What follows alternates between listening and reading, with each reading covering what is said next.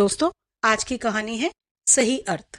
गायत्री के उतरे और थके हुए चेहरे को देखकर संध्या को समझ नहीं आ रहा था कि आखिर अचानक से हुआ क्या है।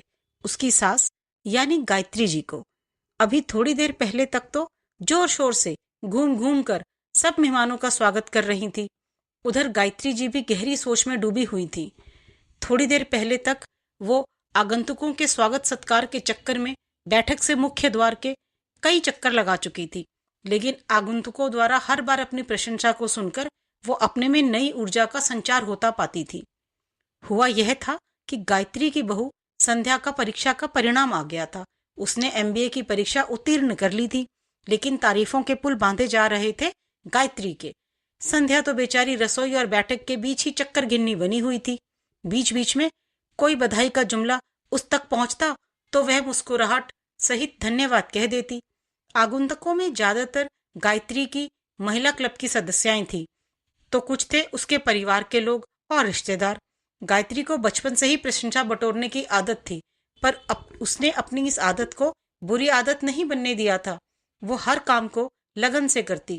पढ़ने में भी वो अच्छी थी, खाना बनाना भी दिल लगाकर सीखा और सीना पिरोना भी। अपने घर में आज्ञाकारिणी बेटी थी और ससुराल में अच्छी बहू भी। वैसे भी उसने शादी से पहले ही अपने माता पिता से कह दिया था कि उसकी शादी बड़े घर में ना करें। उसकी एक ननद थी जिसकी शादी हो चुकी थी और ससुर थे नहीं, बस एक सास और उनके पति। ससुर केंद्रीय सरकार में बड़े पद पर थे, इसलिए सास को अच्छी खासी पेंशन मिल जाती थी। उच्च आय वर्ग में गिनती होती थी गायत्री के परिवार की। कोई प्रतिस्पर्धा नहीं थी, तो प्रशंसा पाने की आदत भी कहीं छुप गई थी।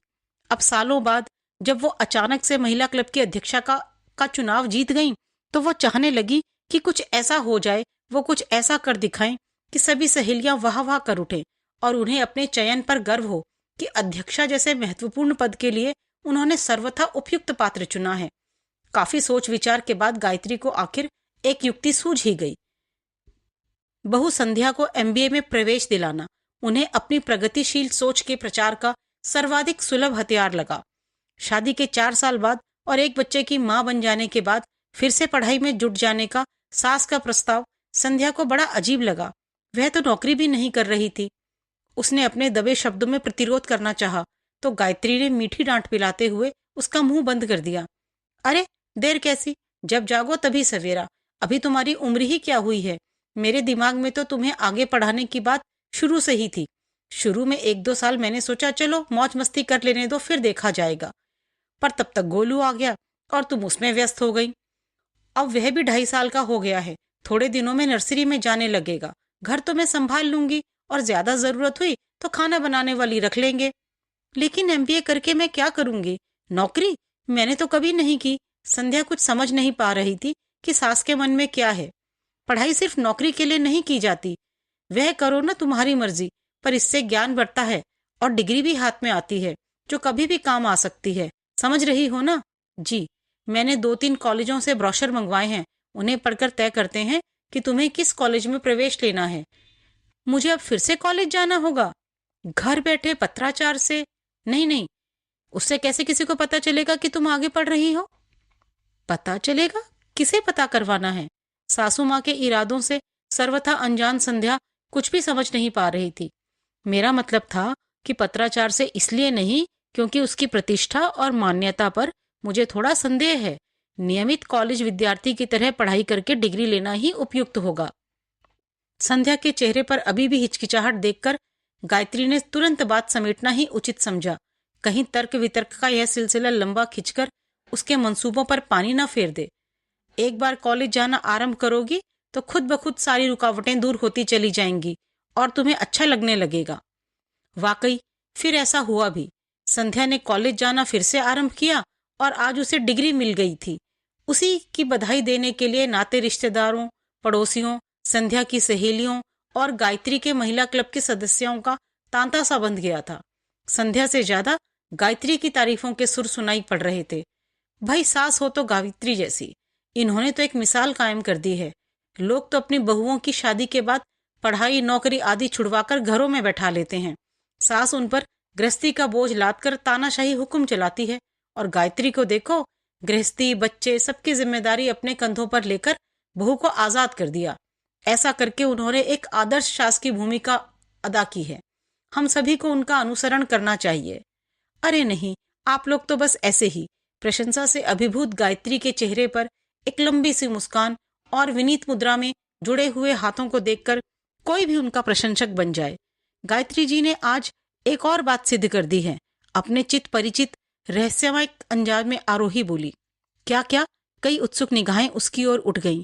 यही कि अपने क्लब की अध्यक्षा के रूप में उनका चयन करके हमने कोई गलती नहीं की।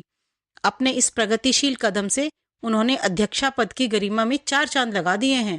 हम सभी को उन पर बेहद गर्व है। सभी महिलाओं ने ताली बजाकर अपनी सहमति दिखाई। गर्व से गायत्री का चेहरा चमक उठा। आखिर इसी प्रशंसा के लिए तो उन्होंने इतनी मेहनत की थी। नहीं नहीं, तारीफ के लायक तो इसमें कुछ नहीं। मैं तो सदा ही स्त्री की प्रगति के पक्ष में रही हूँ। एक प्रगतिशील नारी ही घर और समाज को सही दिशा दे सकती है। खैर, छोड़िए अब उस बात को। कुछ खाने पीने का लुत्फ उठाइए। अरे आरोही, तुमने तो कुछ लिया ही नहीं, कहते हुए गायत्री ने जबरदस्ती उसकी प्लेट में एक रसगुल्ला डाल दिया। शायद यह उसके द्वारा की गई प्रशंसा का पुरस्कार था, जिसका नशा गायत्री के सर चढ़कर बोलने लगा था। मैं आप लोगों के लिए गरम गरम चाय बनाकर लाती हूँ। गायत्री ने उठने का उपक्रम किया। आप बैठिए मम्मी जी, चाय मैं बना लाती हूँ, संध्या बोली। अरे नहीं, तू बैठ ना, मैं बना दूंगी।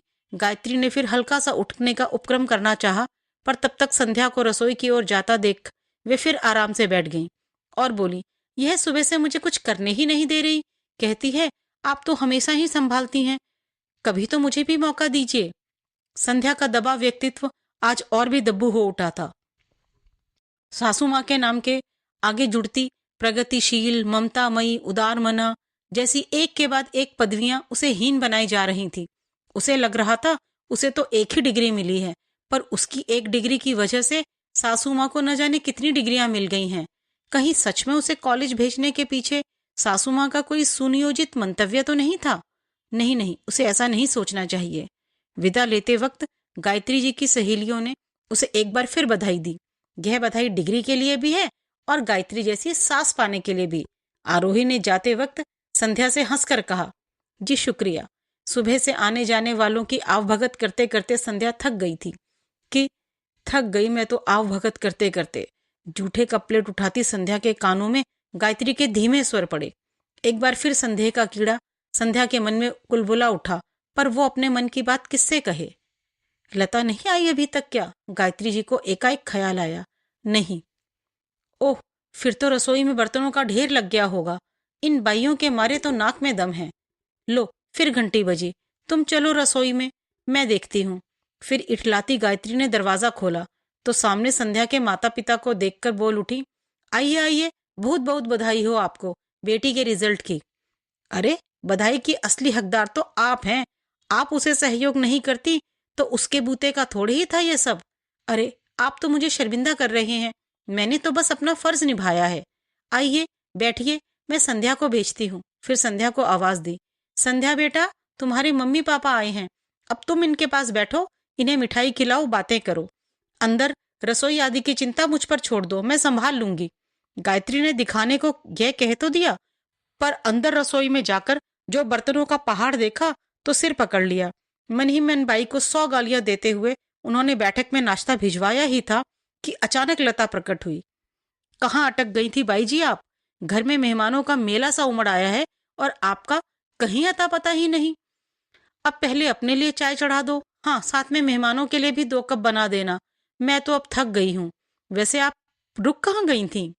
कहीं नहीं, बहू को साथ लेकर वर्मा जी के यहाँ गई थी, इसलिए देर हो गई।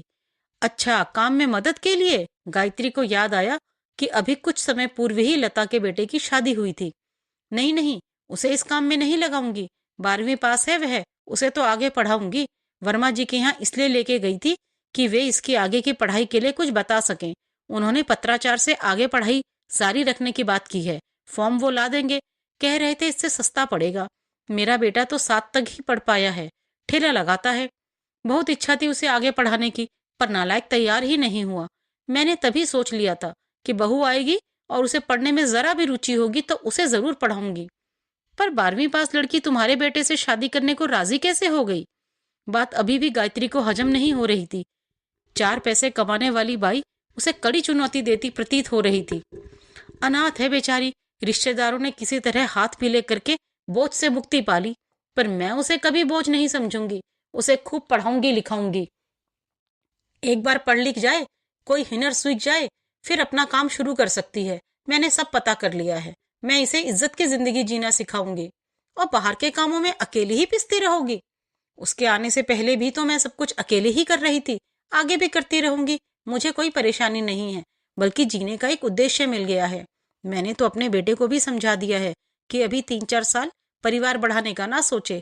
बहू पहले पढ़ लिख जाए, अपने पैरों पर खड़ी हो जाए, तब इस बात पर विचार करना। तब तक 4 पैसे वो भी जोड़ लेगा। कहते हुए लता ट्रे उठाकर बैठक की तरफ चल दी।